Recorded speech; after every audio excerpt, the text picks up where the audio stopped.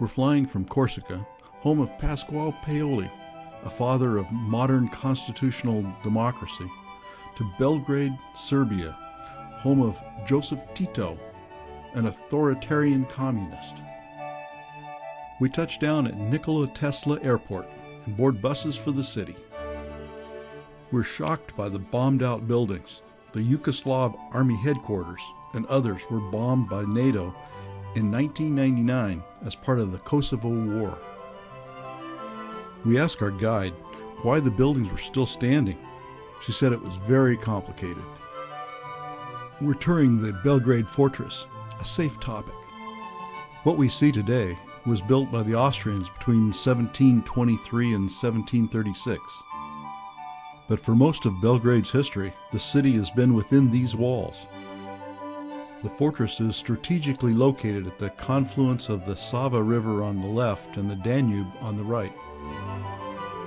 In 86 AD, the 4th Roman Legion was based on this site, then called Singidunum.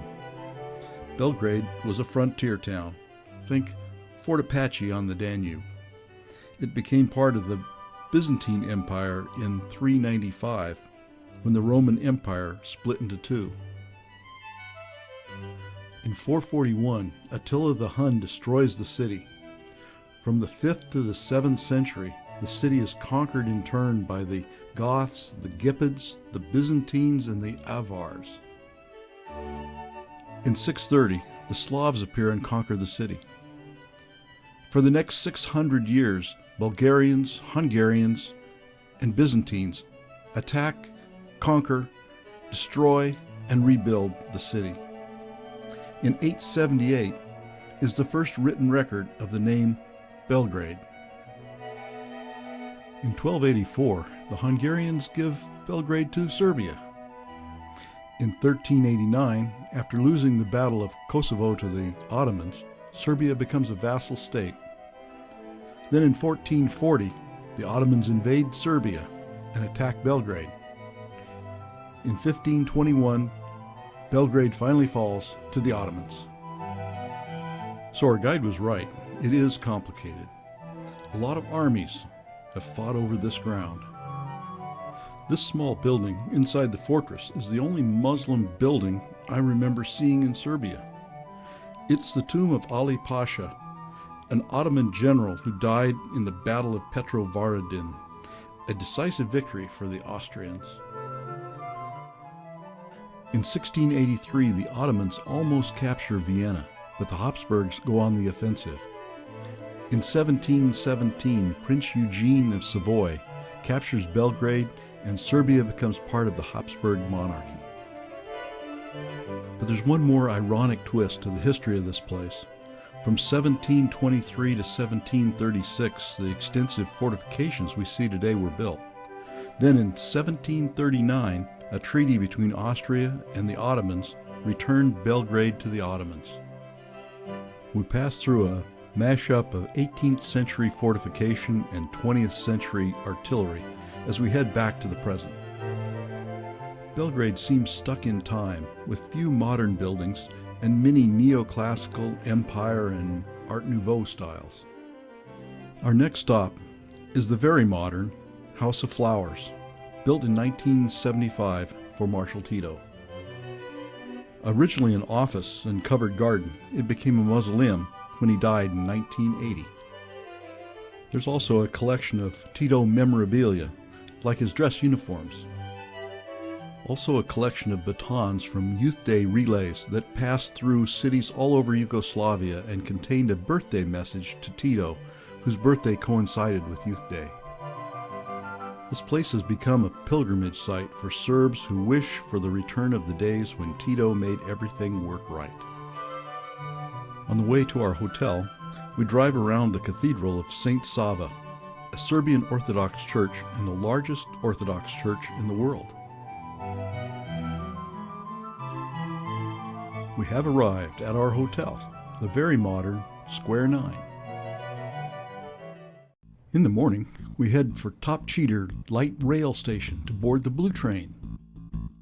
This was Tito's private train from 1959 to 1980. we settle in for the 2-hour trip to Novi Sad. The compartment cars make you think of Agatha Christie mysteries. This is Tito's office in his private car, which is complete with a bathtub. And Tito's radio, where he listened to the world talk about him. We cross the Sava River to New Belgrade and head to the northwest. This ultra-modern bridge just opened in 2012. Leaving the city, there are well-built houses with well-tended gardens. It's October and the corn's been harvested. The hay's been cut. Before you know it, we're in Novi Sad, the second largest city in Serbia, with a population of 232,000. Novi Sad is just 56 miles from Belgrade, and both are on the Danube River. It's the capital of Vojvodina, an autonomous province of Serbia. Like Belgrade, it was a Roman outpost on the Danube protecting the empire from northern barbarians. The Belgrade Fortress was built on 1st century Roman fortifications. But the two cities were twins separated at birth. When the Roman Empire split in 285, Novi Sad went west and Belgrade went east.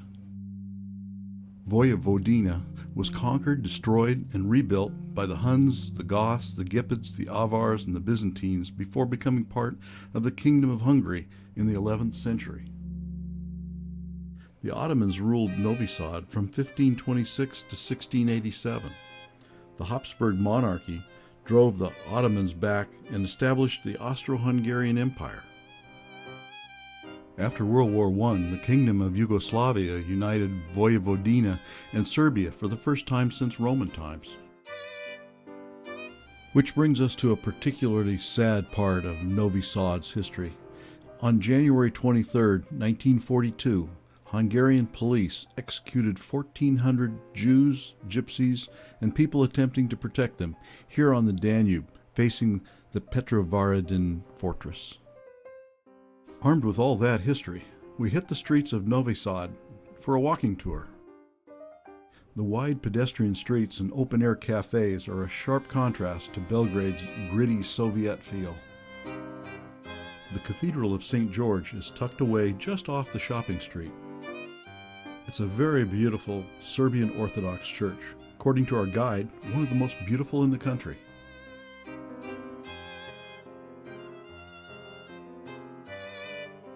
A statue of Jovan Jovanović Zemoy, a 19th century Serbian poet, stands in front of the bishop's palace. Novi Sad was known as the Serbian Athens, a cultural and intellectual center. Moving on up the boulevard, we reach Freedom Square. It's dominated by City Hall, a copy of the City Hall of Graz, Austria. Facing City Hall, across the square, is the Name of Mary Roman Catholic Church. Behind the City Hall, we walk past the National Theater, founded in 1861 and now housed in a 1981 Soviet modern building. Down a leafy side street is our next stop, the Novi Sad Synagogue. Novi Sad had a thriving Jewish population before World War II, but today there are only 400 left. The city maintains the synagogue for cultural concerts and events.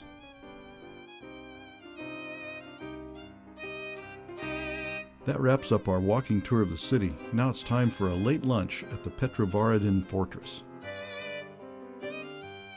Recent archaeological digs have revealed settlements that date to 19,000 BC. In 1235, a fortified monastery was built on this site.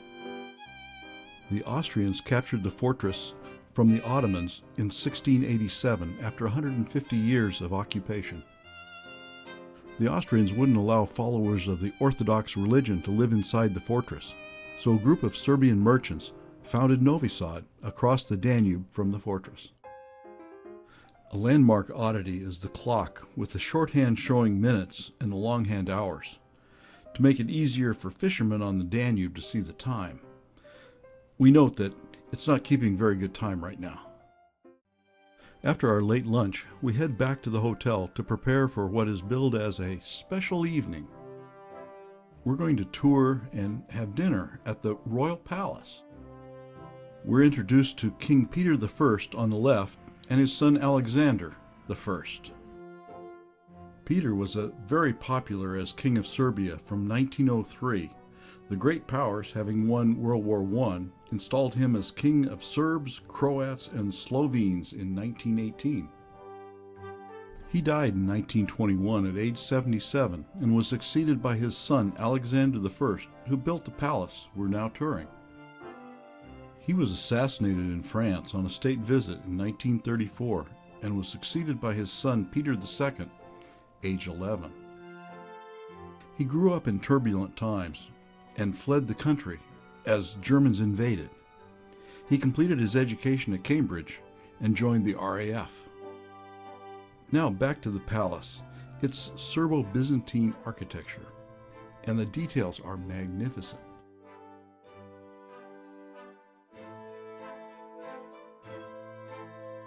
There are frescoes of Serbian legends and iconography. In the basement is the appropriately named Oriental Room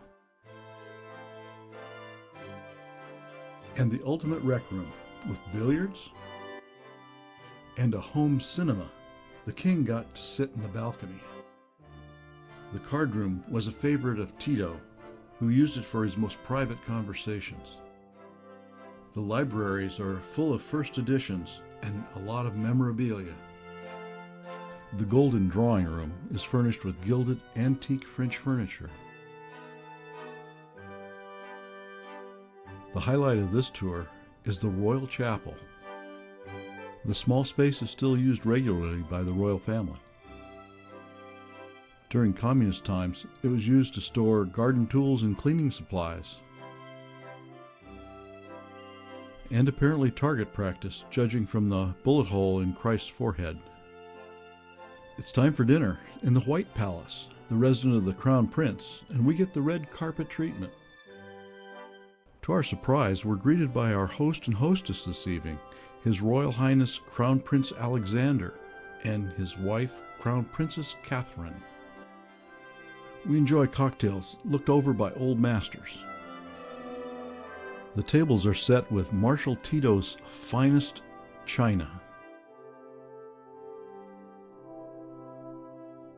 The memorable evening wraps up with some words from our host and hostess thanking us for visiting their country.